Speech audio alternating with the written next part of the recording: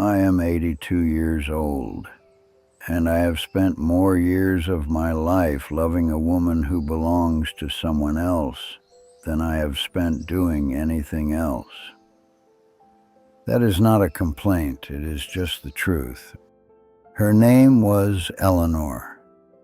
We called her Ellie. She had dark brown hair that she wore pinned back on one side, and when she laughed, she threw her head back like she had forgotten anyone was watching.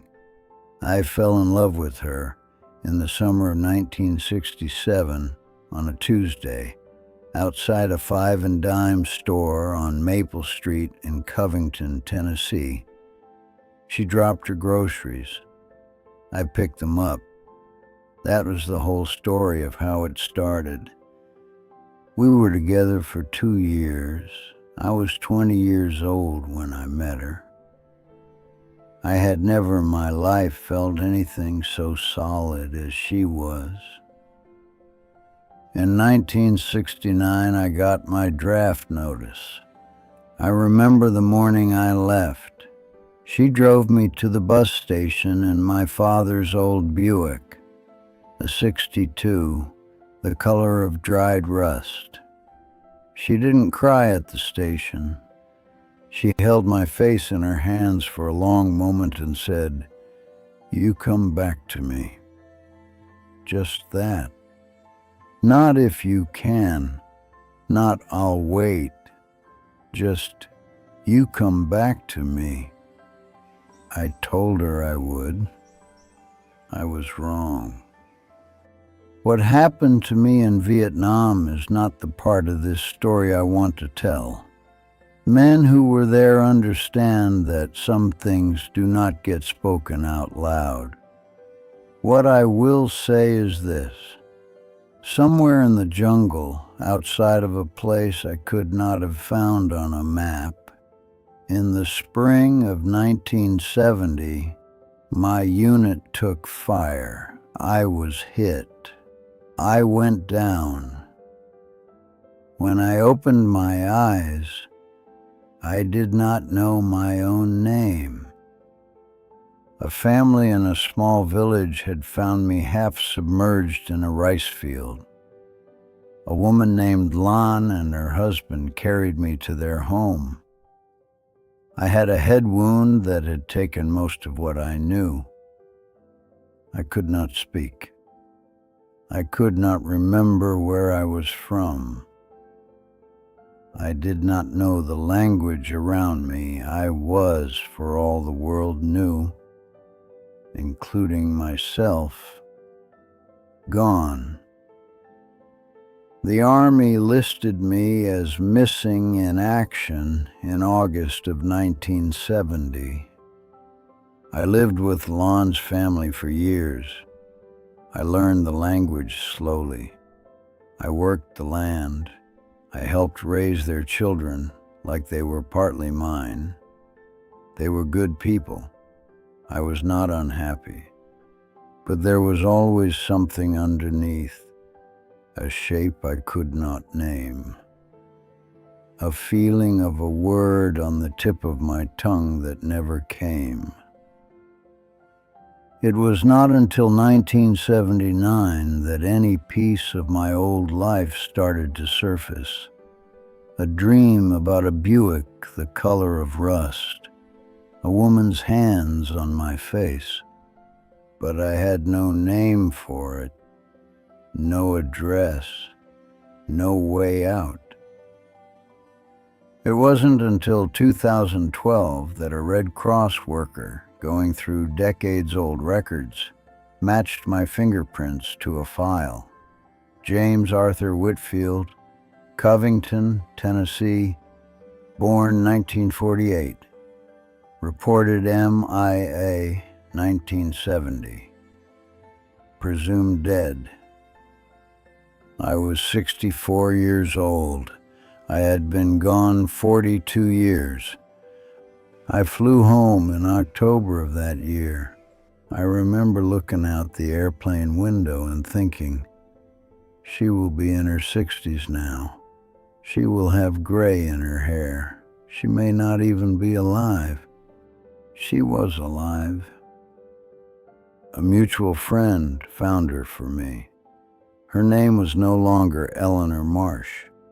It was Eleanor Hargrove. She had married a man named Robert Hargrove in 1975. They had 3 children together, 7 grandchildren.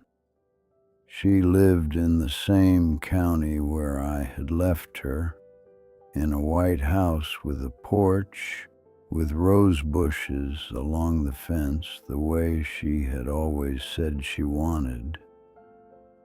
I wrote her a letter before I went to see her. I thought it was the right thing to do. I told her I was alive. I told her I did not expect anything. I told her I just needed her to know. She called me the night she received it. She didn't say anything for almost a full minute.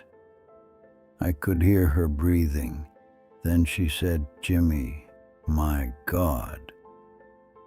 And that was all she said for a while. We met in person 3 weeks later. She came alone to a diner off Route 9. I got there early and sat in a corner booth. When she walked in, I recognized her before she saw me. The way she moved, the way she scanned the room. When she saw me, she put her hand over her mouth. We sat there for 4 hours. We talked about everything and nothing. She told me about her children, about the years she had stood at the old dock by the river, waiting for me. Every day for more than a year, she had gone there. She told me that her friend Carol had finally gently told her to stop going, that she had to let me be dead. She married Robert 18 months after that. She said he was a good man, steady, patient. A man who loved her the way a house is solid, not exciting, not uncertain, just there, every morning, every winter, every hard year. I listened to her say this, and I understood something I did not want to understand. She loved him. Not instead of me. Alongside me, in some way she could not fully explain. But the love she had for Robert was not young love. It was the kind of love you can only build by surviving things together, by raising children, by sitting in hospital waiting rooms, by fighting and forgiving and fighting again. I had none of that with her. What I had was 2 years and a Tuesday afternoon outside of Five and Dime. She came to see me several more times after that. I could see the confusion in her. There were moments when I caught her looking at me and I knew. Part of her was still that girl from the summer of 1967. Part of her still felt something.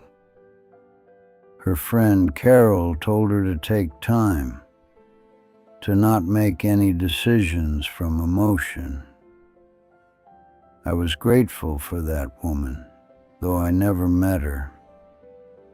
For a short while, I think Ellie genuinely did not know what she wanted. And then Robert did something I have never forgotten. He came to see me himself, just the 2 of us. He sat across from me at my kitchen table and he said, "I know who you are to her. I've known since the day she called me to say you were alive." He poured himself a glass of water and set it down. She was happy with you. Whatever that was, it was real. And if going back to you is where she needs to be, I won't stand in the way." I looked at that man and thought, no wonder she loves him. He had just handed her to me without bitterness, without a single unkind word. Ellie and I tried for about 4 months. She stayed in a guest room at Carol's house. We had dinners. We took walks. We talked about 1967, about the Buick, about plans we had made that had never happened. It was not the same. How could it be? I was not the 20-year-old she had held at the bus station. She was not the girl who had thrown her head back when she laughed without worrying who was watching. We were two people who loved old photographs of strangers who happened to share our faces. We were in love with ghosts of who we used to be. I saw her growing quieter in those months. I saw her looking at her phone. I knew she was thinking of her grandchildren, of her house with the rose bushes, of Robert. One evening she said to me, "Jimmy, I don't know how to explain this." I said, "You don't have to." She said, "It's not that I don't." I said, "Ellie, go home." She cried. I held her the way you hold someone when you know it is the last time. Time is a thief, and sometimes it does not return what it stole in the same condition. I do not tell this story to make you feel sorry for me. I had a life. I had years in that village in Vietnam, which were not bad years.